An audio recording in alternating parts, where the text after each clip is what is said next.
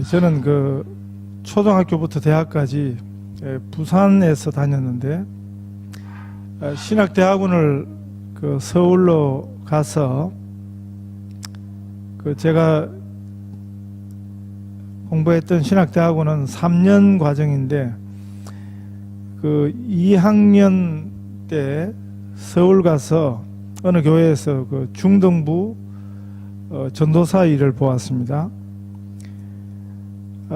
제가 그전까지는 학교도 부산서 다니고 또 전도사 일도 신학대학 1학년 때부터 부산에 있던 교회에서 전도사 일을 봤는데, 처음으로 서울서 전도사 일을 보게 되었습니다. 처음 중학생들 앞에 가서 설교도 하고 성경 공부도 인도하고 그랬을 때, 경상도 사투리를 섞겠습니까? 안 섞겠습니까? 안 쓸 수가 없었습니다. 그때까지만 해도 제가 서울말을 어떻게 하는지 잘 몰랐습니다. 지금이야 잘하지만 이게 문제가 됐겠습니까? 안 됐겠습니까? 하나도 안 됐습니다. 왜냐하면 중학생들이 전부 저를 따라서 부산말을 배우더라고요. 그때 일 중에 아직도 기억나는 것 하나 있습니다. 아이들이 한 60명쯤 된 것 같은데, 그 중에 교회를 잘 나오던 아이 하나가 갑자기 교회를 안 나와요. 그리고 그 주일날 교회가 꽤 시끄러워졌습니다. 그 아이 부모가 두 분 다 집사들이었는데, 그 주일 전날 밤에, 아마 주일 새벽이겠죠, 야밤에 도주를 한 것입니다. 교인들과 그 동네 사람들에게 돈을 아주 잔뜩 아주 계획적으로 꾸고는 야밤에 도망을 간 것입니다. 저는 그때 중등부 전도사였기 때문에 그 부모님들은 잘 모르고 그 아이가 걱정이 됐습니다. 아무리 돈이 필요했다지만 그 중학생 아들이 그 부모에 대해서 어떻게 생각했을까요? 교회 친구는 물론이고 학교 친구들에게도 어디 간다 말도 못하고 부모 따라서 야밤에 도주를 하면서, 나중 아마 그 아이가 그걸 얼마나 또 금방 잊겠습니까? 사춘기 때 그런 기억은 평생 가는 것이거든요. 자녀를 위한 부모가 있는가 하면 부모를 위한 자녀가 있습니다. 어느 편이십니까? 자녀를 위한 부모님들이 다 되시기를 바랍니다. 이 성경에 나오는 야곱이라는 사람이 그랬습니다. 그가 20년을 살았던 그 지역에서 외삼촌 몰래 야밤 도주를 한 것입니다. 아이들 손을 붙잡고요. 그때 야곱에게 11명의 아들들이 있었습니다. 급히 도망치듯 짐 사들고 나가는 그 아버지를 그 아들들이 어떻게 이해하고 보았을까요? 얼마 못 가고 열흘 만에 쫓아온 그 외삼촌 할아버지에게 자기 아버지가 붙들리는데요. 그런데 사실은 야곱이 그렇게 도망칠 이유가 없었습니다. 야곱이 왜 그렇게 도망쳤을까? 혹시 외삼촌에게 걸리면 자기 아내고 아들들이고 그동안 힘들게 모았던 재산 다 빼앗기는 거 아닌가 하고 아마 염려했을 것입니다. 그런데 성경은 뭘 보여주냐 하면, 그 외삼촌 라반과 이 야곱 사이에 하나님이 개입하셨습니다. 하나님께서 그 둘 사이에 계산을 해 주셨습니다. 틀림없이 힘을 가진 자는 라반이었지만, 오늘 본문을 보면 라반이 오히려 야곱보다 더 떨고 있었습니다. 그래서 야곱에게 먼저 화평의 조약을 청하고 있습니다. 그건 뭘 보여줍니까? 야곱보다 더 떨었던 이는 외삼촌 라반이 더 떨고 있었다는 것을 보여주는 것입니다. 라반이 그동안 20년을 자기 마음대로 부렸던 자기 사위와 조카인 야곱이 무서워서가 아니었습니다. 이 외삼촌이 왜 그렇게 두려워했는가? 야곱 배후에 하나님이 계신다 하는 것을 라반이 깨달았거든요. 여러분, 우리가 이 성경을 보면 이 외삼촌 라반이 물질에 관하여 돈에 관하여 얼마나 악착 같은 사람인가 그거를 알 수 있습니다. 뭐 돈 앞에는, 물질 앞에는 뭐 자식이고 뭐 딸이고 뭐 조카고 사위고 그런 거 없는 것입니다. 친척이고 뭐고 없는 것입니다. 우리가 가끔 이런 분들 만나거든요. 네? 그냥 돈이면 그 돈이 부족해서도 아니에요. 충분히 돈을 가졌는데 돈 앞에서는 그냥 형제가 아니고 뭐고 그냥 부모가 아니고 아주 냉혹한 사람들이 많이 있는 것입니다. 돈이 그만큼 무섭거든요. 그런데 라반이 그런 사람이었어요. 네? 돈이면 최고다 하는 그런 사람인데, 그런데 그 라반이 야곱과의 계산 문제에서 네? 충분히 자기 거를 주장하고 그냥 네? 강제로 다 빼앗아도 빼앗을 만한 이 라반이 그 계산 앞에 그냥 잠잠해지게 됐던 이유가 뭔가? 그게 절대로 쉬운 일이 아니거든요. 네? 그랬으면 진작 계산해 줬겠죠. 네? 그런데 라반을 네? 물질 앞에 돈 앞에 아주 돈독이 바짝 올란 그 라반을 두 손 반짝 들게 한 이유는 바로 야곱 배후에 계신 하나님을 그가 본 것입니다. 이런 의미에서 라반이 그런 대로 지혜가 있었습니다. 그 상대가 야곱이라면 몰라도 야곱의 하나님하고는 싸우려 들지를 안 했던 것입니다. 그런데 참 미련한 인생은 하나님에게 도전하는 것입니다. 인간은 하나님을 못 이겨요. 인간은 하나님의 상대가 안 된다고요. 그런데 현대 인간이 하나님의 영역을 도전합니다. 인간이 좀 지혜가 있다고 마치 하나님인 양 인간 스스로 그런 시대가 이 시대가 되었습니다. 2000년도 이후에 아마 그분이 잘 나갔으면 네? 2000년도 이후에 세계에서 이름을 떨친 그 최고 한국인이 됐을 것인데 기억나십니까? 황무선 박사 교수 있었지 않습니까? 줄기세포를 배양했다 그래가지고 온 세계의 주목을 받았습니다. 세계적인 과학 잡지에 실렸던 그 유명한 논문이 조작된 사기 논문임이 들통이 났습니다. 그 전까지는 최고 국위 선양자에서 아주 세계적으로 나라를 개망신을 시켰습니다. 그런 수준이면 서양 과학자 같으면 벌써 끝났어요. 그런 거짓말을 그런 세계적으로 했으면 그건 뭐 과학자고 교수고 벌써 끝났어요. 근데 이 사람 요즘도 어디 숨어가지고 그거 한다 그러더라고요. 네? 이런 일을 하는 과학자일수록 학자일수록 더 정직해야 합니다. 인간의 한계를 철저히 알아야 하는 것입니다. 하나님 두려워하는 것은 둘째치고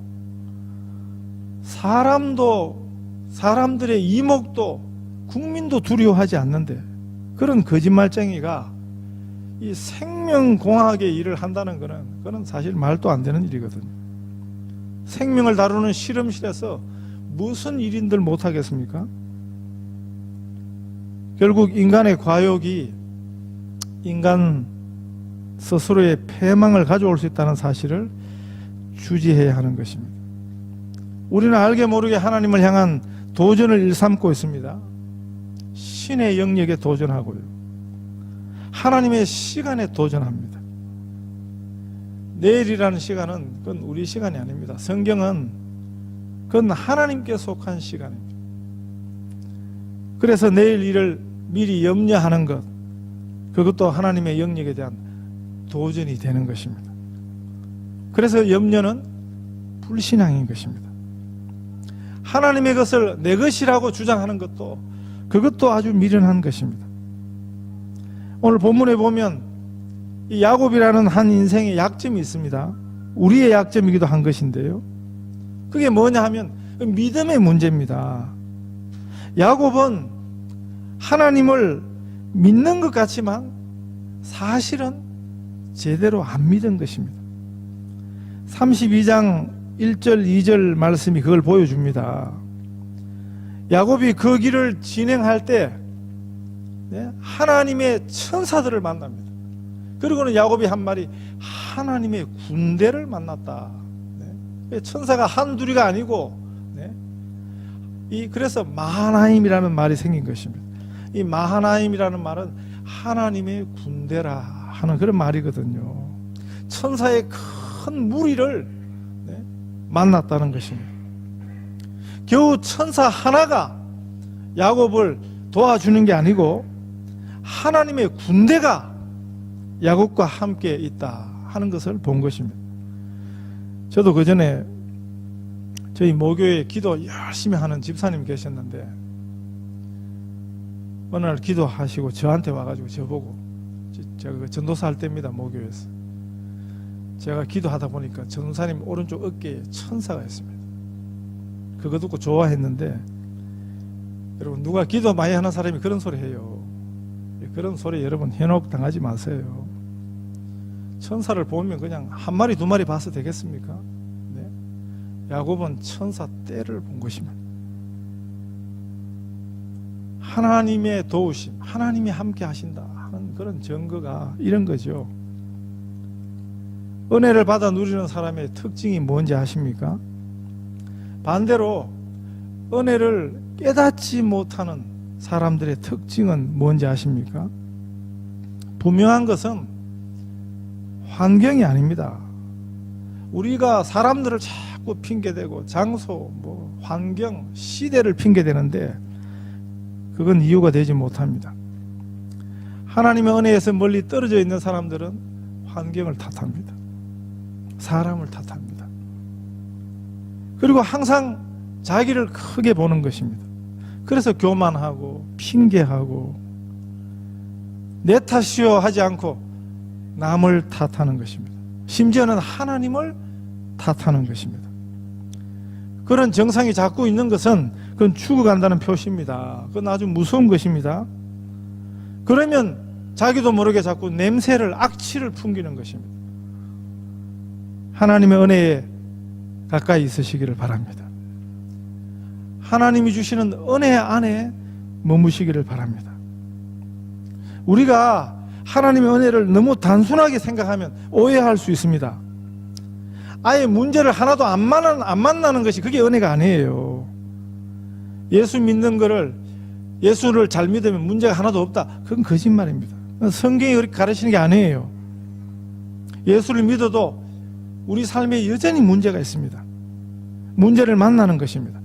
어떤 때는 생각할 수 없었던, 생각지 못했던 그런 큰 문제를 만나기도 하는 것입니다. 그러면 하나님의 은혜가 없는 것입니까? 아니에요. 그때도 하나님의 은혜는 변함이 없습니다. 하나님께서는 항상 우리와 함께 하십니다. 문제는 뭐냐 하면 우리가 믿음의 눈을 열어야 된다는 것입니다. 하나님의 은혜를 볼 수 있어야 한다는 것입니다. 어떤 성도가 이런 고백을 했습니다. 생각하지 못했던 어려움을 만났는데 곳곳에 하나님의 도우심이 있더라는 것입니다. 곳곳에 하나님의 은혜가 있더라는 것입니다. 그래서 우리가 만난 어려움은 오히려 하나님의 은혜를 발견하는, 아, 하나님께서 나와 함께 하셨구나 하는 사실을 깨닫게 하는 그런 기회가 되는 것입니다. 오히려 그 문제 가운데서 세밀하게 우리를 인도하시는 하나님의 인도를 경험하고 누리게 되는 것입니다. 야곱이 눈을 여니까 거기에 하나님의 군대가 있었습니다. 이것은요, 야곱에게만 일어났던 특별한 일이 아닙니다. 우리들에게도 사실은 이보다 더한 일이 있는 것입니다. 야곱이 그 외삼촌 집을 떠나서 그 아버지 집으로 20년 만에 돌아가는데 그 길에서 천사들의 무리를 본 것입니다. 그것이 하나님의 군대였습니다. 야곱이 다시 돌아가는, 자기 아버지 집으로, 고향으로 돌아가는 그 길이 절대 낭만의 길이 아니었습니다. 인간적으로, 세상적으로 보면 돌아가기만 하면 행복이 보장되어 있는 준비된 길이 아니었습니다. 우리들도 자주 야곱처럼 생각합니다. 막연한 기도로 우리 인생을 설계합니다. 그런데 실상이 그렇지 않습니다. 어디를 가도 문제는 있습니다. 한국을 떠나서 호주로 오셨을 때 처음 떠나올 때 가졌던 그 기대가 다 채워졌습니까? 아니죠. 호주 오니까 새로운 문제가 시작되었습니다. 한국에서 생각하지 못했던 어려움이 기다리고 있습니다. 20년 만에 새로운 인생을 위해서 그 자녀들 다 데리고 떠나는 그 야곱의 그 길에도 그랬습니다. 결코 만만한 여행길이 아니었습니다. 그런데 그 길에, 그 여행을 본격적으로 시작하는 그때 하나님께서 야곱의 눈을 열어주셨습니다. 그것은요, 이미 야곱의 주변에 있었던 하나님의 천사들, 하나님의 보호와 돌봄의 역사를 야곱이 보게 하신 것입니다. 야곱이 그 천사들의 무리를 그가 표현한 하나님의 군대를 보았다. 그러니까 우리가 이런 성경 대할 때 어떤 생각을 하십니까? 나도 좀 그랬으면 좋겠다. 그렇게 생각하시죠? 여기 시드니 은행 지점장 하셨던 분이 갑자기 그 얻은 병으로 그 직장을 떠났다가 2년 6개월 만에 아주 기적적으로 2년 6개월 동안 꼼짝 못하고 자리에 누워있던 그분이 회복을 하셨습니다. 은행으로 복귀를 했습니다. 지금은 이제 그 은행 이사로까지 승진해 계시는데, 그분을 제가 좀 아는 분입니다. 그 전에 같은 교회에 있었고 그 딸을 잠시지만 제가 청년부에서 가르쳤습니다. 그분이 2년 6개월 동안 꼼짝 못하고 누워 있었던 그 이야기를 제가 나중에서야 들었습니다. 그리고 어떻게 그분이 뭐를 다 해봤죠. 온데 병원을 다 다니고 해도 이유를 몰랐습니다. 치유가 없었습니다.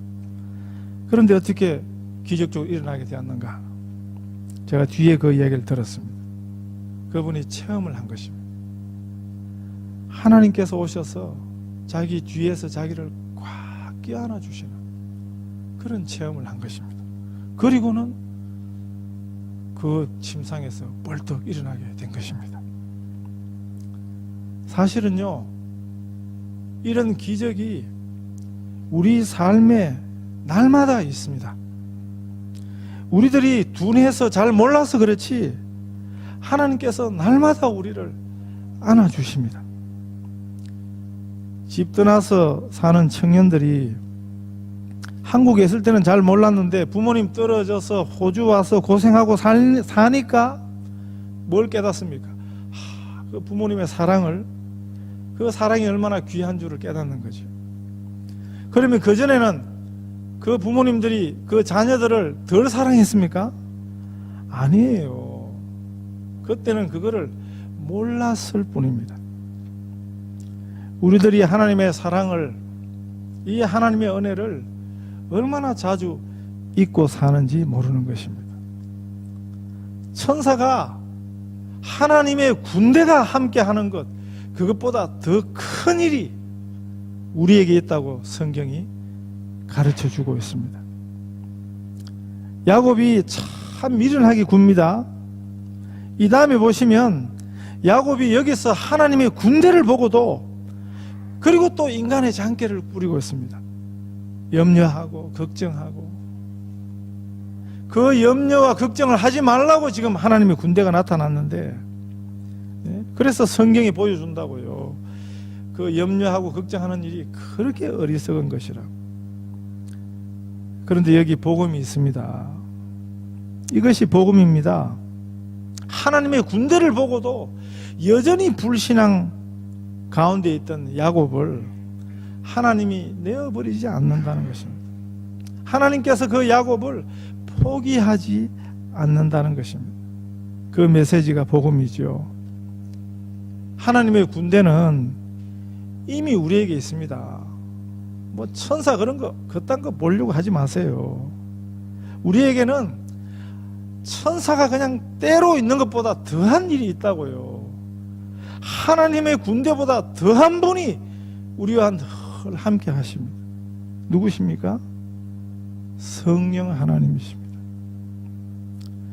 지금 야곱이 만난 이 마하나임, 하나님의 군대, 야곱은 좋겠네, 야곱은 좋았겠네, 그거 하지 말라고요. 그거 하라고 성경이 있는 게 아닙니다. 이 의미가 내게는 어떤 의미인가? 여러분, 성경은 야곱 사건을 내게 적용하며 읽어야 합니다. 야곱이 만난 하나님의 군대, 이게 내게는 어떤 의미인가? 성경이 뭘 가르쳐 주냐 하면, 내게는 하나님의 군대보다 더한 것이 있다는 것을 깨달아는 것입니다. 성령 하나님이십니다. 여러분, 하나님의 천사들을 다 모아도 성령 하나님과 어떻게 비교할 수 있겠어요? 우리가 예수님을 주님으로, 하나님으로 우리 삶에 모셨을 때부터 성령 하나님께서 우리에게 내주하십니다. 우리와 함께 하십니다. 문제는 뭐예요? 우리가 성령님을 자꾸 잊어버린다는 것입니다. 내 안에 계신 성령님을 자꾸 망각한다는 것입니다. 복음은 무엇입니까? 우리가 잊어버려도, 우리가 망각해도 성령님이 우리를 떠나시지 않는다는 것이, 그게 복음입니다. 우리 안에 계신 성령 하나님을 두고 우리가 자꾸 인간을 탓하고 환경을 탓하고 그럴 수 없는 것입니다. 성령님을 인정하시기 바랍니다. 성령 하나님을 존중하시기 바랍니다. 성령 하나님께서 우리와 함께 하십니다. 우리 앞서가십니다. 야곱이 만난 마하나임, 하나님의 군대를 부러워하지 마십시오. 우리에게 그 하나님의 군대보다 더한 분, 성령 하나님께서 우리를 버려두지 아니하시고 우리를 떠나지 아니하시고 우리와 항상 함께 하심을 믿으시기 바랍니다. 야곱이 만난 하나님의 군대는 오늘 우리가 함께하는 성령 하나님의 그림자일 뿐입니다. 이 하나님의 군대를 믿음으로 목도하시며 사시기를 바랍니다. 성령 하나님의 이 풍성한 인도하심을, 이 축복을 내 것으로 누리고 사시는 우리 성도들 다 되시기를 축복합니다.